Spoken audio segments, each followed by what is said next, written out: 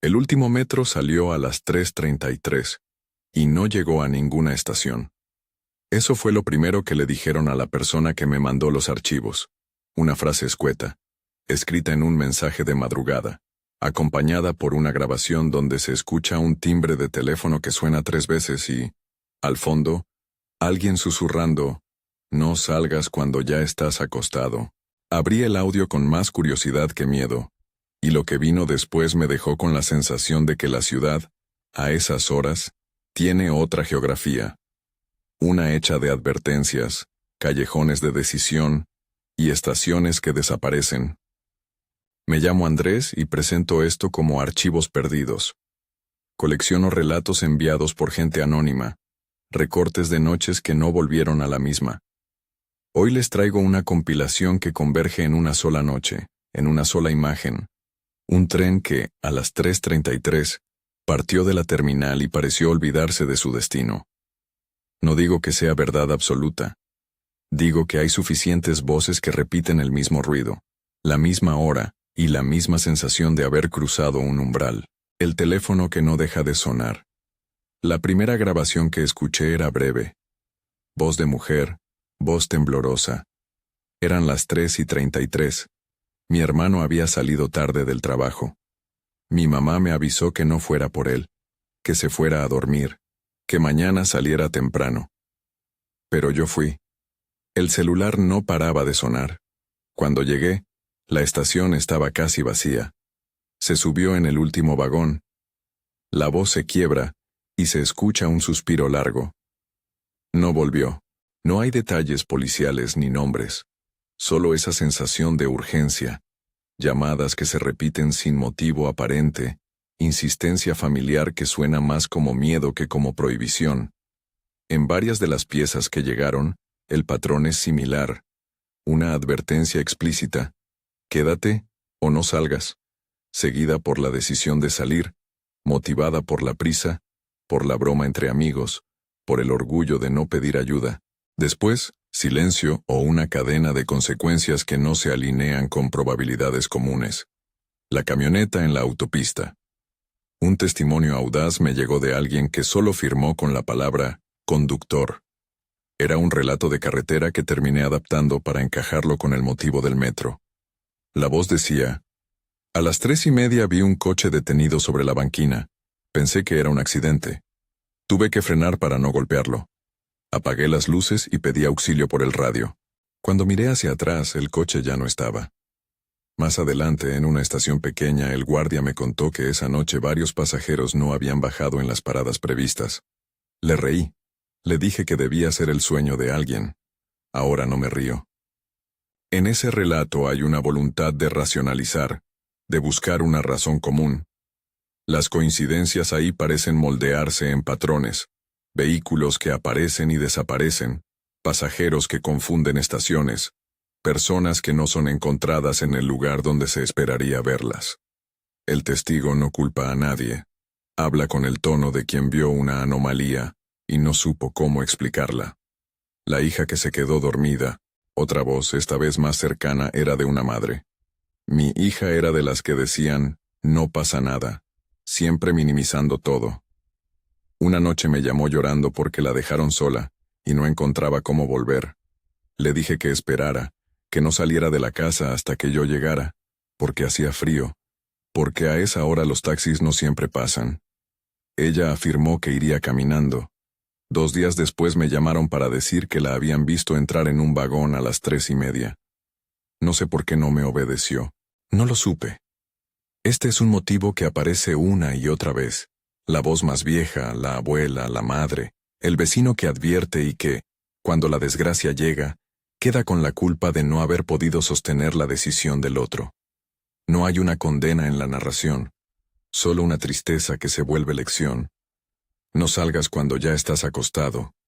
Repiten como aviso y como lamento. Si estas historias te intrigan y quieres que siga recuperando archivos como este, regálanos un like y suscríbete. Hay muchas noches en la bandeja. Los ausentes en el vagón. Después del primer bloque llegó una serie de relatos donde la línea entre accidente y desaparición se vuelve borrosa. Un joven contó que su grupo de amigos hizo un reto. subirse al último vagón a las 3:33 y enviar una foto. Era una broma, decía. Queríamos la foto para las redes. Subimos, nos reímos, nos grabamos. A la mitad del trayecto uno se quedó callado. Lo miré y no lo reconocí. Llevaba ropa que no era suya, tenía el pelo mojado, la mirada perdida. Le pregunté si estaba bien. No me respondió. Cuando bajamos en la estación ya no estaba con nosotros. Llamamos a la policía, estuvimos buscándolo, y su teléfono apareció tirado en el andén de otra estación, con la batería intacta y una foto de nosotros sonriendo. Ese detalle, los objetos que aparecen en lugares que no corresponden, se repite. Bolsos en andenes equivocados, zapatos en pasillos, sombras en cámaras que no coinciden con los registros oficiales. No quiero afirmar que haya una causa sobrenatural. Lo que sí puedo decir es que, para quienes lo vivieron, la ciudad cambió de reglas. Una noche, un vagón puede llevarte a un destino que no figura en el mapa. Sobrevivientes que se culpan. Voces de quienes se quedaron resonaron con culpa. Si no hubiera ido, si me hubiera acostado, mi mamá tenía razón. En uno de los audios una chica repite, no debí salir, una y otra vez, como si en la repetición se buscara limpiar el remordimiento. Hay testimonios de gente que, por quedarse, salvó la vida de alguien más. Mi padre no subió al metro esa noche. Tenía fiebre y canceló su salida. Más tarde me enteré de que un vagón no llegó a la estación. Desde entonces mi casa tiene una regla. Si estás en cama, te quedas.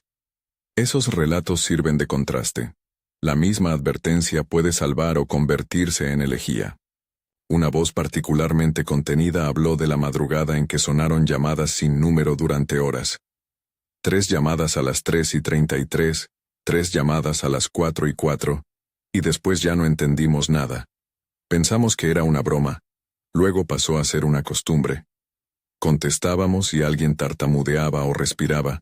Al día siguiente cerraron la aplicación que enviaba los números. Los audios siguen ahí, en mi teléfono, como pequeños polvos de misterio. La manera en que la gente describe la repetición de la hora le da a la narración un carácter obsesivo. La ciudad parece marcar su latido en números. La teoría del guardia y la mujer con la bufanda.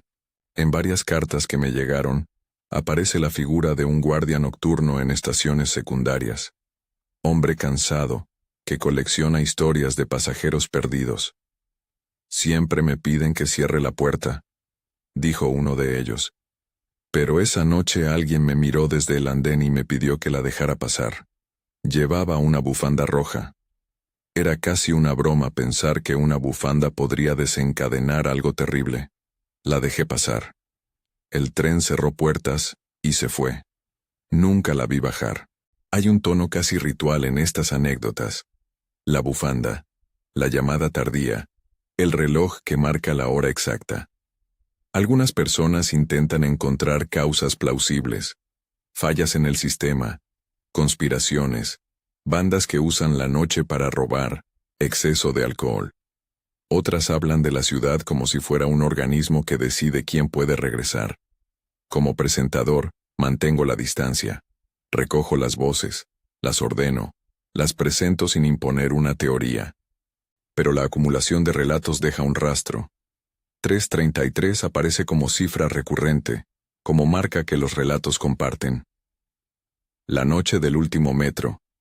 Y llegamos al relato central que da título a esta compilación.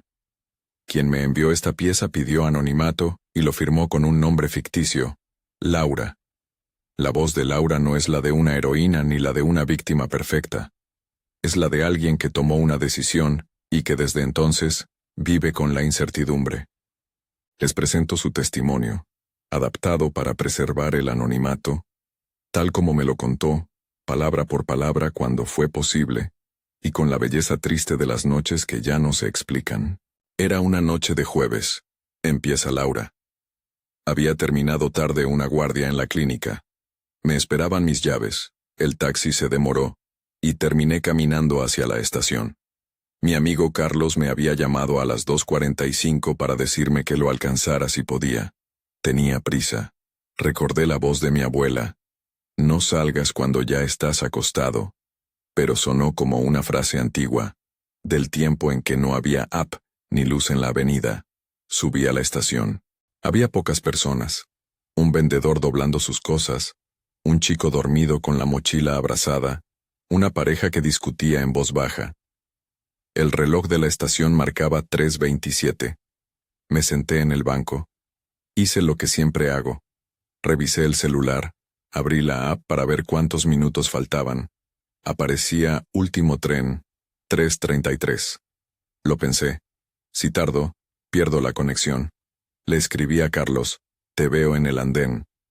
Él respondió con un emoji y una palabra, apúrate. La descripción de Laura es precisa en lo cotidiano. La abuela que aconseja, la app que te presiona, el amigo que no entiende la prudencia. Esa tensión entre lo íntimo y lo práctico es para muchos el inicio de la cadena. Ella sube, toma la decisión, entra al vagón. Entré, dice, y me senté en un asiento junto a la ventana. Estaba cansada, sentí que cerraba los ojos por un segundo. A mi lado había un hombre que no dejaba de mirar su reflejo en el vidrio, como si intentara reconocerse. Un par de estaciones después se subió una mujer con bufanda roja. Tenía un papel en la mano. Lo arrugó y lo guardó.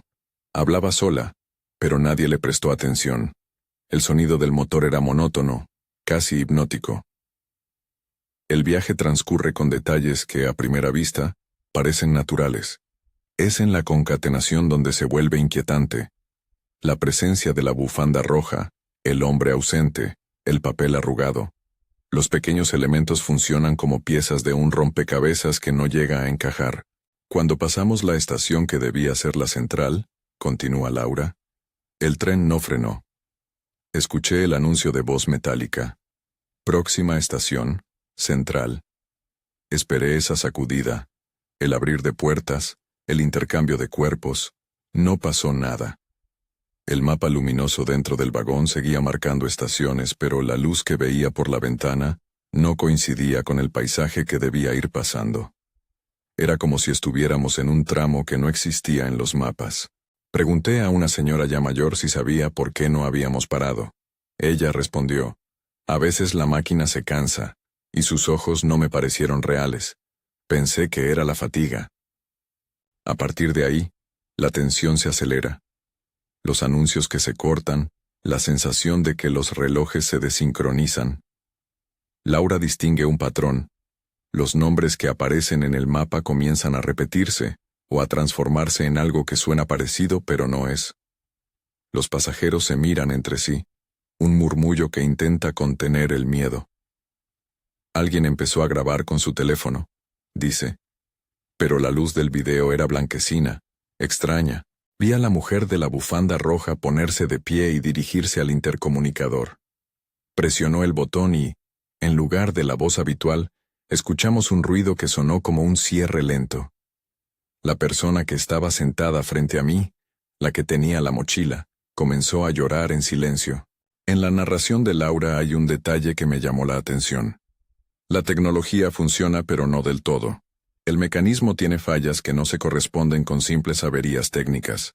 Es como si algo en el trayecto impulsara una lógica distinta.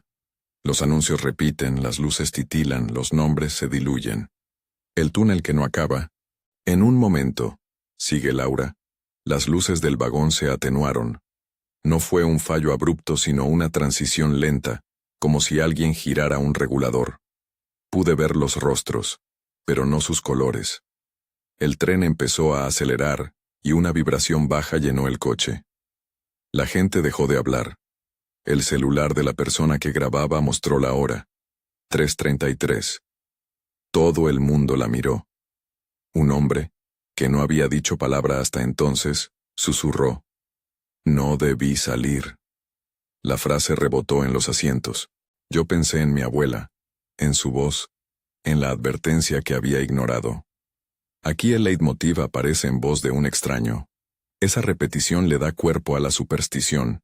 Deja de ser solo una frase familiar para convertirse en un eco colectivo. Laura describe cómo, en el vagón, algo cambia la relación entre los cuerpos y el espacio. Se abrieron las puertas interiores, dice, y vimos el túnel. No era negro, parecía un pasillo de humo donde brillaban puntos como estrellas. No parecía una estructura hecha por humanos. El tren no paró en la siguiente estación. Pasaron minutos, o tal vez segundos largos. Empecé a notar que las personas se reducían, como si se volvieran translúcidas.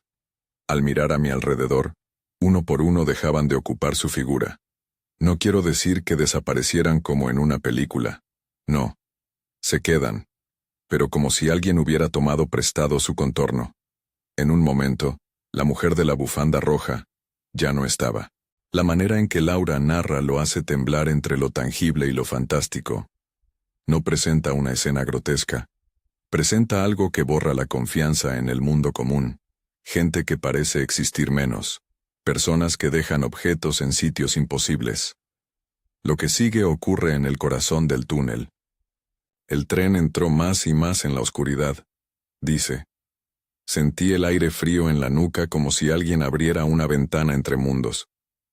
Pensé en levantarme, en ir hacia la puerta, pero no supe dónde estaba lo seguro. Escuché un rumor, un murmullo que no pertenecía a ninguna lengua. Un hombre al final del vagón comenzó a tocarse la cabeza como si algo le pesara. La grabación que alguien hace se detiene en ese punto. No sé cuánto tiempo estuvo el tren así. Cuando por fin abrió las puertas no había estación al frente, solo un andén vacío que no figuraba en la ruta. Algunos bajaron, otros no.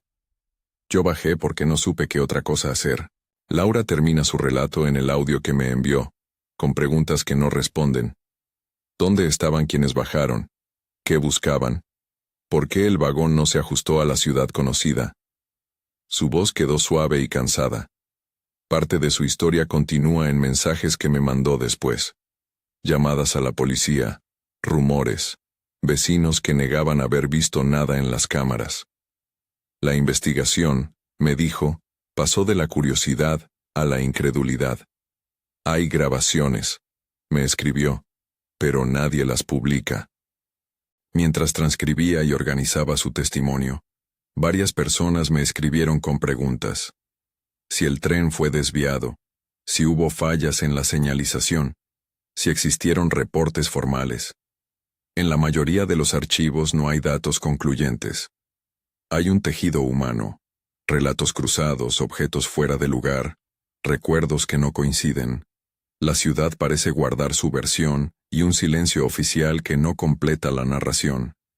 El andén equivocado, Laura bajó en ese andén que no figuraba, y lo describió con una palabra que se volvió clave para mí. Equivocado. No equivocado en el sentido de error técnico, sino equivocado como si pertenezca a otra ciudad, a otra cartografía mental.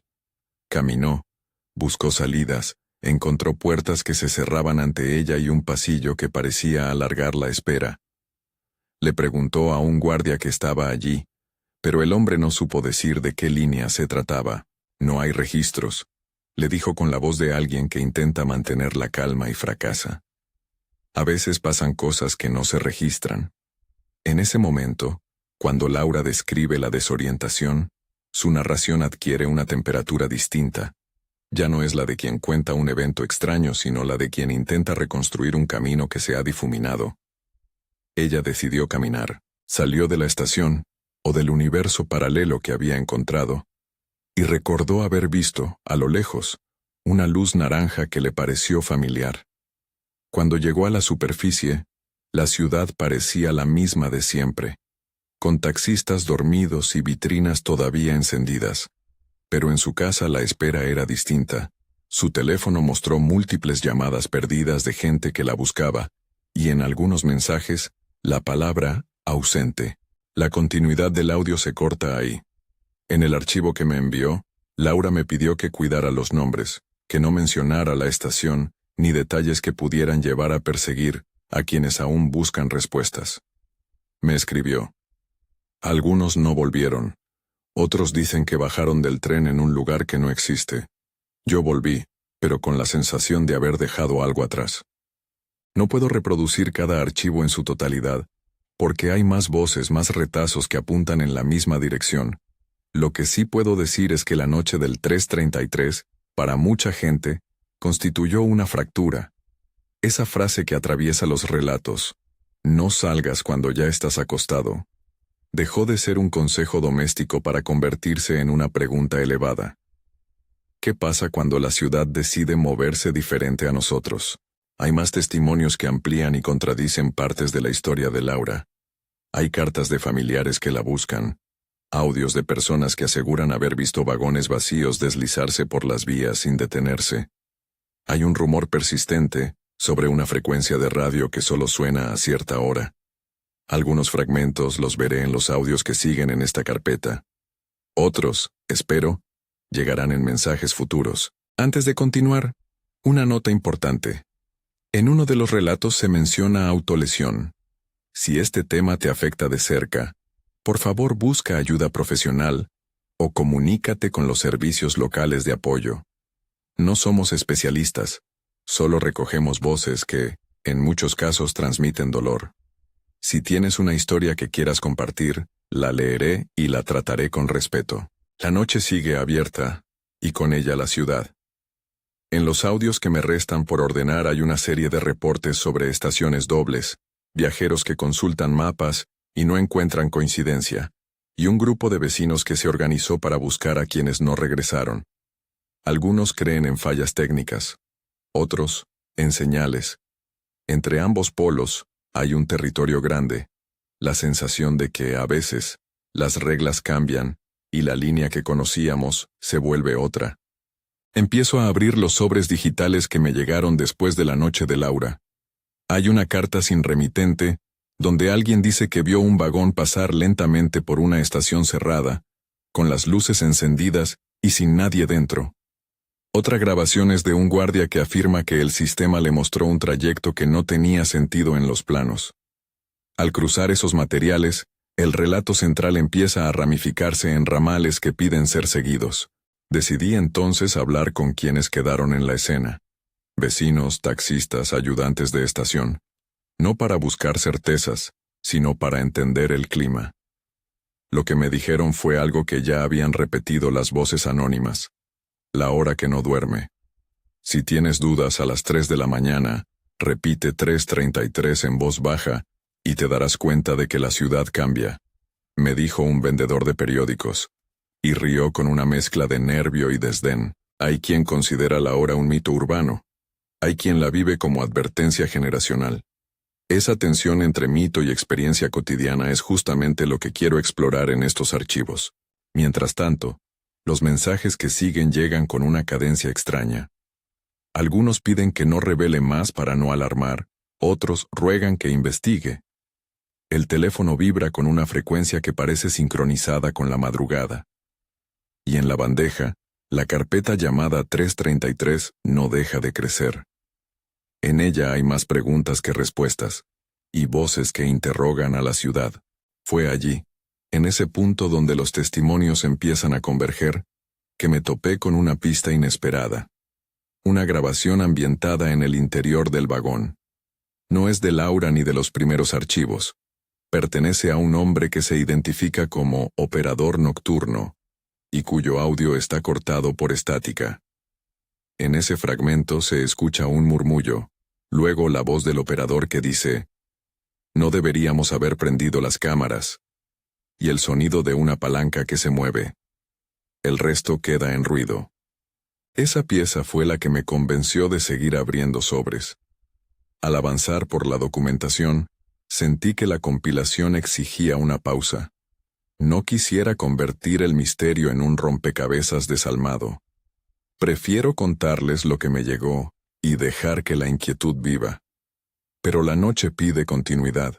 Hay un hilo que ata los relatos y me empuja a volver a la estación virtual donde todo empieza. El momento en que alguien decide salir a pesar de la advertencia.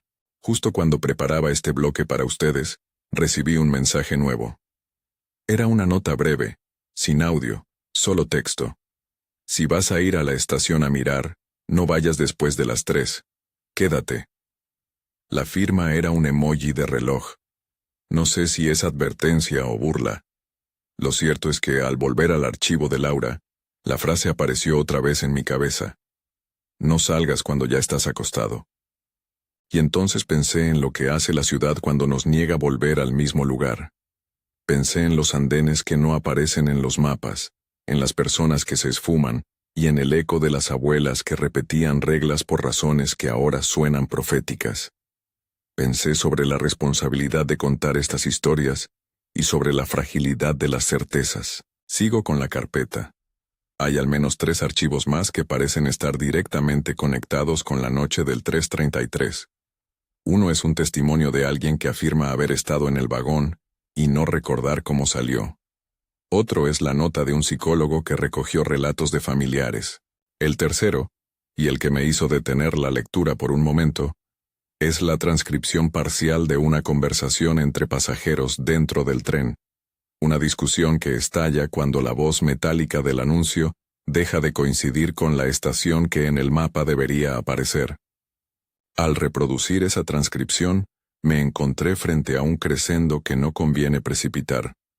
Prefiero guardar parte de esa escena hasta el siguiente bloque, porque allí, en la discusión entre pasajeros, se define una postura. Algunos quieren creer que hay una explicación técnica. Otros no están dispuestos a renunciar a la idea de que la ciudad puede deliberadamente cambiar su rumbo. Por ahora cierro este tramo con la imagen de Laura saliendo de aquel andén que no figuraba en los planos, con la bufanda roja colgando en algún lugar de su memoria, y con la sensación de que la noche había marcado algo en su camino. La carpeta sigue abierta, y en ella se acumulan preguntas urgentes. ¿Dónde fueron quienes no llegaron a su estación? ¿Qué hace que un vagón, a las 3:33, se salga de los mapas? ¿Es la hora la que llama, o somos nosotros, con nuestras prisas, quienes la obedecemos? No tengo respuestas definitivas, solo voces. Y ahora, justo cuando me disponía a revisar la transcripción de la discusión dentro del vagón, la que recoge la súplica de alguien que dice, no debí salir, y el silencio que se traga la estación, el teléfono volvió a vibrar con un nuevo mensaje que simplemente decía, no olvides mirar la última grabación. Hay grabaciones que cambian la lectura de una historia, otras que la complican sin cerrarla. Guardo ese aviso y sigo. La ciudad no cierra nunca del todo, y la noche que estoy documentando tampoco. En los próximos audios profundizaremos en esa discusión dentro del vagón, en los fragmentos de cámaras que muestran andenes en blanco y en las llamadas telefónicas que por la madrugada suenan con un ritmo que parece señal. Pero por ahora, les dejo con la imagen de la estación vacía, con el reloj marcando 3:33, y con la pregunta que me hicieron llegar tantas veces, ¿a qué hora te atreves a escuchar estas historias? La discusión dentro del vagón estuvo contenida, primero, en susurros que se parecían a interrogantes. Cuando abrí aquel archivo, la transcripción parcial que mencioné, lo leí en voz baja, como quien repasa una cuenta que no cierra. No reproduciré palabra por palabra, porque el original tiene cortes y nombres que conviene proteger. Sí puedo reconstruir el pulso de esa escena con las voces que se cruzan en ella, el murmullo de incredulidad, la insistencia de quien busca una explicación, la frase que revientan varios a la vez como una confesión colectiva. No debí salir. Al principio, algunos intentan ponerle lógica. Debe ser un error del sistema, dice una voz masculina, segura, que quizás quería calmar antes que convencer. Otra, más joven y con risa nerviosa, pregunta si acaso alguien no ha actualizado la APE. Una tercera, la de una mujer que suena muy cansada, corta con, no es el servicio, no es el mapa. Sentí que el pasillo se alargaba. Entre ellos hay quien mira por la ventana y solo ve una oscuridad extraña, que no es la de un túnel común. Se parece a esa neblina que a veces cubre las zonas industriales, pero sin olor, sin gotas. El tiempo en ese pasaje, según los que lo repiten luego, deja de ser una medida útil. En el registro se escucha también a alguien que intenta usar el intercomunicador. Nadie contesta con la voz esperada. El altavoz devuelve un sonido que se parece a un cierre metálico. Un grito seco, no gráfico, solo un latigazo. Marca la primera ruptura visible. A partir de ahí, la estabilidad emocional cae por escalones. Los más pragmáticos cuentan números. La gente que quiere huir se dirige a las puertas. Quienes tienen menos certezas cierran los ojos y repiten mantras que conocen de casa. No salgas cuando ya estás acostado, dice una anciana, y la mezcla de sabiduría y miedo suena en medio del vagón como una plegaria popular. Algunos pasajeros intentan filmar. Los videos, según otros audios que llegaron tras esa discusión, muestran luces que se estiran, mapas que titilan con nombres que no existen en los planos oficiales. En un clip borroso se alcanza a leer la hora en la pantalla. 3:33. Los que están tan cerca del evento suelen comentar después una sensación física. Frío en la nuca, como si una ventana invisible se abriera. No hay imágenes concluyentes que permitan a una autoridad tecnológica decir, esto ocurrió así. Pero hay suficientes testimonios para que la noche quede marcada en la memoria de esa ciudad. Después de ese episodio, la investigación comunitaria toma formas diversas. Vecinos que no creían en historias urbanas cambian la hora de sus cenas. Un grupo de jóvenes crea una cadena de WhatsApp con un mapita casero donde se marcan lugares de riesgo, según relatos. Un bar de la zona organiza una vigilia, y en su cuaderno de visitas la gente escribe nombres de ausentes y anota 3:33. También aparecen teorías más prosaicas, fallas en la señalización, personal reducido, saboteos, y otras que rozan lo mítico. Alguien propone que a esa hora la ciudad permite un cruce, que el tren se convierte en puente entre mapas. Yo las presento todas sin privilegiar ninguna, porque mi trabajo no es sostener verdades sino documentar voces. En los días posteriores la prensa local recoge algunas piezas, pero el tono va bajando. Las cámaras no muestran lo suficiente. Las autoridades hablan de incidentes y recomiendan paciencia. Aún así, en los foros y en grupos cerrados, las piezas se arman sola. Comparaciones con historias antiguas, relatos de abuelas que advierten, anécdotas de camioneros que vieron vagones pasar sin gente. Surge una especie de geografía popular y, por contraste, una geografía oficial que insiste en que no hay anomalías registradas. Entre ambas queda un vacío que las familias sienten como una herida no cerrada. Recibí correos, muchos anónimos, de familiares buscando respuestas. Una de las cartas más largas venía de una madre que firmó solo como R. Me contaba cómo la policía le dijo, con profesionalidad y cansancio, que no había señales en las cámaras, que los sistemas no registraron lo que ocurría dentro del vagón más allá de las 3:30. Me compararon con otros casos, escribió R. Me preguntaron si mi hijo había tenido problemas antes. No respondieron lo que yo preguntaba. ¿Dónde está él ahora? ¿Por qué su teléfono dejó de sonar a esa hora? Sus palabras contenían una mezcla de reproche y de necesidad. Reproche porque esperaba toda la fuerza del Estado. Necesidad porque lo que quería saber era si su hijo había sentido miedo en los minutos finales. Hubo también quienes propusieron rituales para protegerse. Un pequeño café empezó a regalar pulseras con la inscripción «Quédate» a quienes volvían de noche. No era un gesto místico tanto como una respuesta social. Si la abuela decía quedarse en casa, ahora había una pulsera que recordaba ese mandato en forma de objeto compartido. Se sucedieron entonces dos efectos. Por un lado, jóvenes que decidían seguir saliendo a la madrugada, intrigados o incrédulos. Por otro, familias que reforzaban la norma cotidiana de no salir si ya estás acostado. La superstición, que antes era consejo, ganaba ahora una función colectiva. Entre los materiales que siguieron llegando, uno me llamó la atención por su tono clínico y al mismo tiempo humano. La nota de un psicólogo que no quiso revelar su identidad institucional. Tras escuchar testimonios de familiares, decía, se observaba un fenómeno clásico de culpa del superviviente y de construcción de narrativas para dotar de sentido lo que, a menudo, es azar o accidente. Pero también advertía que las tradiciones, las voces de las generaciones mayores, funcionan como sistemas de contención. Decir quédate es una forma de proteger, escribía. Esa observación me pareció importante porque devolvía a la superstición su función social, no su autoridad incontrovertible, y porque explicaba cómo, ante la falta de respuestas, la gente tiende a reforzar normas que alguna vez les salvaron. No obstante, pese a los intentos por racionalizar, se formaron pequeños anillos de misterio que nadie pudo romper del todo. Un taxista, que pidió mantener su nombre en reserva, me mandó un mensaje que describía algo que él mismo no terminaba de creer. Estacioné afuera de la terminal y vi pasar un vagón con las puertas cerradas. Tenía las luces encendidas y no había nadie dentro.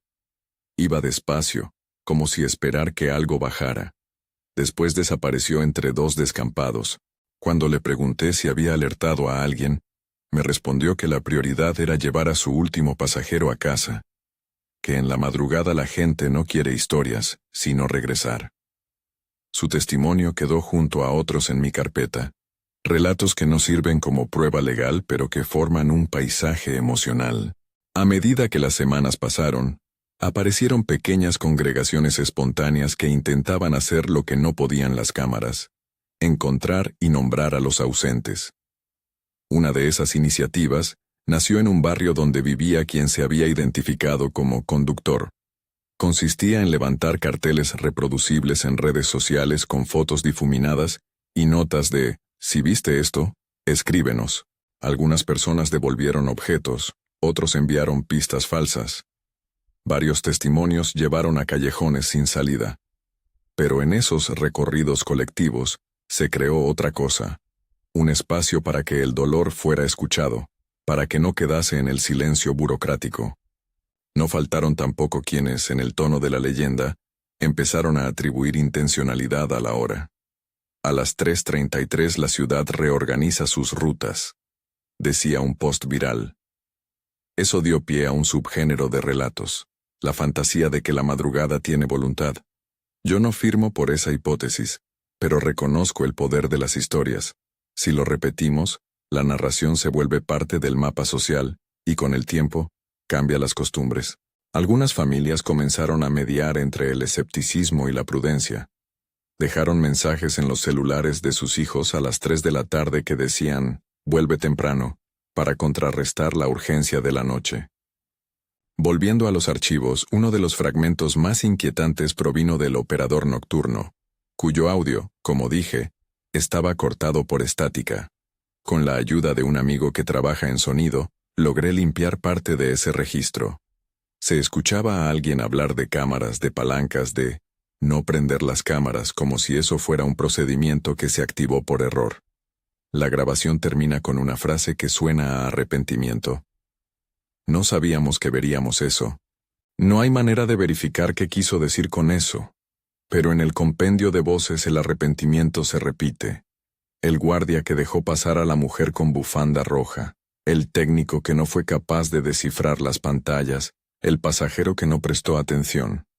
Esos no sabíamos componen también un paisaje moral. En paralelo, llegaron relatos de pequeñas salvaciones. Me quedé y salvé la vida de mi primo, decía un testimonio anónimo. Otro contaba que una chica canceló un viaje porque su teléfono no tenía batería, y 2 días después, supo que un vagón no llegó a su estación. Estas historias funcionan como contrapeso. Sirven para recordar que la misma advertencia que puede convertirse en lamento, también puede ser un acto de cuidado. Hay quienes repiten la frase como regla doméstica: si ya estás en la cama, quédate. Y en su repetición la frase protege. Pero la historia central, la del último tren que partió a las 3:33 y se perdió del mapa, seguía generando efectos que trascendían el hecho en sí. Hablé con un grupo de estudiantes de periodismo que decidió investigar por su cuenta. Fueron a entrevistar al guardia de la estación secundaria, donde la mujer con bufanda roja fue vista por última vez. El guardia, un hombre de pocas palabras y mirada cansada, insistió en que había habido un factor humano. Él dejó que subiera porque la había visto antes. Había una familiaridad en su gesto. Le preguntaron por qué no la retuvo y respondió, sin dramatismos: no tenía derecho. La gente sube. Uno no puede detener a alguien porque circula un rumor. En su confesión, sin querer, dejó al descubierto la dificultad de conjugar misericordia con reglas. Hay una línea delgada entre proteger y controlar a los demás. En las semanas siguientes a los primeros episodios, surgieron pequeños rituales de memoria. Velas en plazas, fotos pegadas en paradas de autobús, mensajes en redes que decían, recordamos a... y que luego se volvían listas de nombres que no aparecían en ningún registro oficial. El trauma comunitario, más que una investigación, requirió una reparación simbólica, el testimonio colectivo. En uno de los encuentros una mujer con voz de profesora recitó en voz alta los nombres de quienes no habían regresado, sin esperar coherencia. Al terminar, alguien en la sala dijo, tal vez estas historias son nuestra manera de decir no al olvido. Eso me pareció una tesis plausible. En la ausencia, las comunidades inventan gestos para no ceder terreno al desamparo. Como presentador, tuve que tomar decisiones editoriales. Publicar en bruto, difundir las pistas que podrían avivar pánico. Decidí, desde el principio, modular. Publicar testimonios con contexto, proteger identidades, advertir sobre temas sensibles. También redacté, en uno de los episodios siguientes, una nota para quienes puedan sentirse afectados. Si en tu entorno hay pensamientos de autolesión, busca ayuda profesional. La recomendación fue discreta y solidaria, sin moralismos. El enfoque buscaba equilibrar el deber de documentar con la responsabilidad de no agravar el dolor. Una conversación que recuerdo con cierta nitidez fue con un joven que firmó como el que tomó la foto. Me contó cómo en un grupo de amigos decidieron hacer el reto de subir al último vagón a las 3:33 para tomarse una foto y tener algo para contar. En su versión, la broma degeneró en algo más serio cuando notaron que uno de ellos, pálido, indeciso, ya no respondía como antes. La foto terminó siendo una prueba que no aclaró nada. La persona ausente aparece en la esquina del encuadre, su rostro desenfocado, y un comentario en el chat del grupo. ¿Quién es ese? ¿Se había cambiado de ropa? La risa inicial se disolvió en reproches y en la inevitable repetición. No debí salir. En su voz había culpa, pero también sorpresa sobre la fragilidad de un juego que se volvió tragedia. Entretanto, la figura de la bufanda roja se transformó en símbolo. No como demonio ni como acusación, sino como marca de lo inexplicable. Quien la vio la recordaba con detalle por su color y su movimiento. A partir de ahí aparecieron mitos menores. Si ves una bufanda roja en la estación, camina al revés hasta tu casa, decía un meme. La bufanda avisa, decía otro. Las representaciones, en las redes, empezaron a tomar su propio vuelo. Algunas personas rieron. Otras se sintieron heridas porque la bufanda se convirtió en icono de una ausencia real. Ese doble movimiento, meme y duelo, resumió la tensión entre frivolidad pública y dolor privado que atraviesa los casos irreparables. En un intento por comprender razones más técnicas, un pequeño colectivo de ingenieros aficionados se acercó a la hipótesis de una frecuencia. Alguien en un foro técnico escribió que ciertos trenes podrían recibir señales ajenas a la red y perder su secuencia programada. Lo interesante no era si la hipótesis era correcta, sino cómo la discusión técnica acomodaba la narrativa urbana. A algunos les daba consuelo. A otros, la sensación de que la explicación tecnológica lastraba la dimensión humana del problema. El rumor de que una frecuencia hacía que los vagones desorientaran a la ciudad se convirtió en otra posibilidad entre tantas, y como tal, amplió el campo de hipótesis sin cerrar ninguno. Una pieza que me conmovió profundamente fue la carta de una abuela que contaba su propio modo de proteger a la familia. Yo decía a mis nietos que la ciudad tiene ojos de madrugada. Si estás en casa, la ciudad no te mira. Si sales, te ve. Su voz era simple y sin pretensiones. No pedía que la creyeran. Contaba una experiencia ancestral. Las advertencias familiares muchas veces nacen del miedo a perder, de la costumbre de repetir conductas que mantienen a la tribu segura. En el contexto de la carpeta 333, Esa abuela se convirtió en la representante de toda una generación que veía en la noche un peligro que se combate con rutina y cuidado. A medida que compilaba estos relatos, pensé en la manera en que los mitos se construyen. A partir de hechos, sí, pero también a partir de la acumulación de gestos, de palabras repetidas y de la necesidad social de ordenar lo que parece aleatorio. La ciudad, visto así, no es solo un conjunto de vías y planos, es una red de relatos que, cuando algo se quiebra, busca explicaciones. Para algunos la explicación toma la forma de destino, para otros de fallo humano. Para muchos no hay explicación, y el silencio pesa más que cualquier hipótesis. El caso del vagón que no llegó a ninguna estación no se definió en tribunales ni en pantallas gigantes. Se sostuvo, en cambio, en la memoria colectiva, en quienes cuentan que vieron luces que no deberían existir, en los que guardan objetos hallados en andenes equivocados, en los que repiten, no debí salir, como un rezo de purificación. A veces la verdad no es única, es un mosaico en el que cada pieza aporta un ángulo emocional. Mi trabajo fue, y sigue siendo, juntar esas piezas sin revivir el daño de manera sensacionalista. Con el tiempo, la ciudad incorporó su propia manera de responder. En algunos barrios se reforzaron patrolas nocturnas de voluntarios, en otros, madres colocaron horarios de toque de queda para hijos y sobrinos. En un colegio, se hizo una campaña que, sin mencionar la palabra miedo, promovía el regreso temprano. Pequeños cambios cotidianos que quizás no habrían ocurrido en ausencia de los relatos. En ese sentido, la leyenda cumplía una función práctica: moldear comportamientos para evitar riesgos reales, aunque la relación causa-efecto no fuese directa. Un día recibí un audio que me hizo detener la edición por horas. Era la voz de alguien que decía haber bajado del tren en un andén irregular y haber pasado una semana intentando volver a encontrarlo. Su relato, lleno de cansancio, describía puertas que se cerraban, funcionarios que negaban informes y una sensación de repetición que aturdía.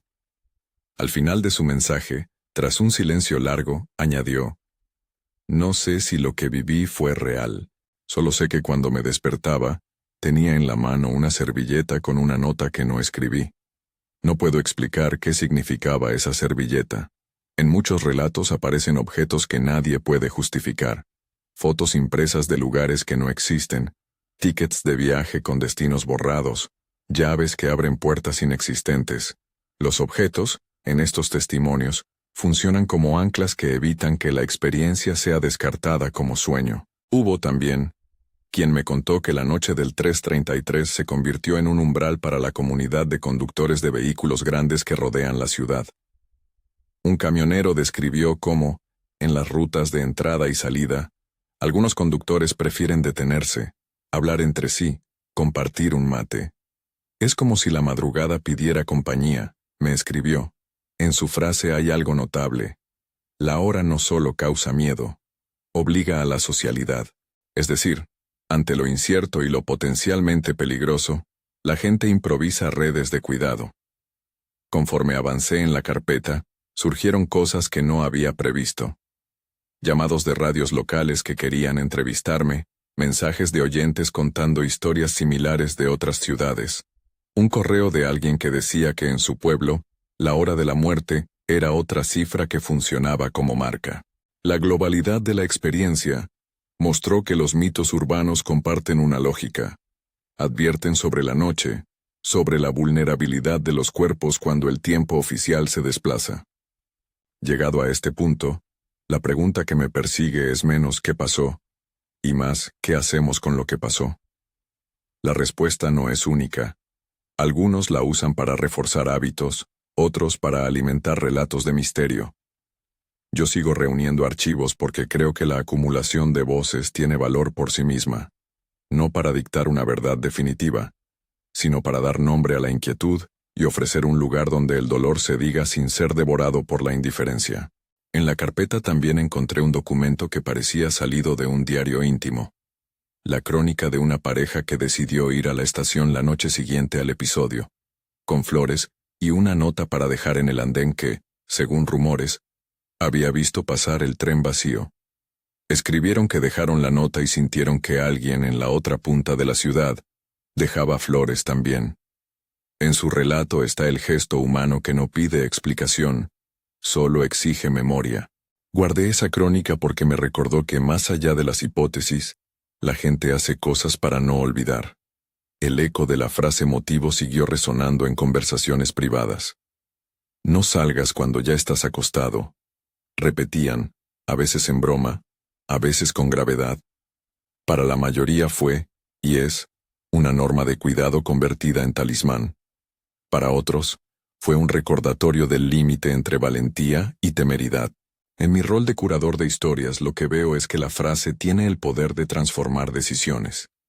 Antes era consejo, ahora es una marca de identidad comunitaria. No puedo medir su eficacia, solo constatar su presencia. Al final de todo lo que queda son rostros y ecos. La mujer de la bufanda roja que algunos vieron es, para muchos, una alegoría. El operador nocturno que repite, no sabíamos que veríamos eso, es la confesión de la impotencia técnica. Los objetos hallados en lugares equivocados son la prueba de la extrañeza. Y la hora, 3:33, es el número que funciona como marcador. Se repite en llamadas, en pantallas, en la memoria. ¿Es un llamado? ¿Una coincidencia? ¿Un número que se alimenta del miedo? Depende del lugar desde donde se mire. Antes de cerrar esta carpeta quiero traer aquí dos voces finales que me parecieron importantes. La primera es la de la hermana de alguien que no volvió.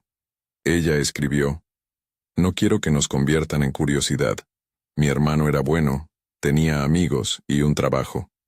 La hora no es su tragedia, su ausencia sí. En esa frase hay una petición ética: no transformar el dolor humano en espectáculo. La segunda voz pertenece a un joven que, tras semanas de buscar, decidió dejar de buscar. Me escribió: entendí que algunas preguntas no nos pertenecen. A veces lo que queda es acompañar a los que quedan. Ambas voces me recordaron la responsabilidad clásica de contar sin devorar. Quiero terminar este archivo con una imagen que me enviaron anoche. Una foto de un andén, tomada desde lejos, con la luz de la madrugada colando por un túnel que parece más profundo de lo habitual. Al pie de la foto, alguien escribió: quedó un zapato. No sé a quién perteneció ese zapato. No sé si la foto prueba algo. Sí sé que, cuando miro esa imagen, recuerdo todas las historias que llegaron a mi bandeja y entiendo por qué seguimos contando. Porque en la repetición encontramos compañía. Porque cuando la ciudad parece cambiar sus reglas, los relatos son la manera de seguir siendo humanos.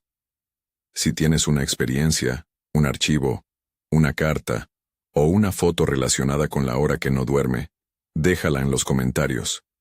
Los leeré y, con respeto, los guardaré en la carpeta 333.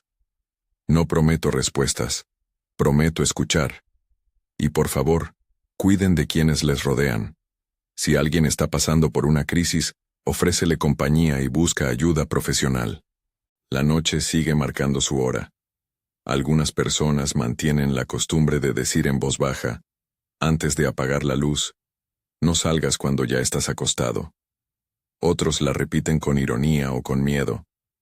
Yo, que reúno estas voces, la digo con la mezcla compleja de curiosidad y respeto que conviene a las noches largas.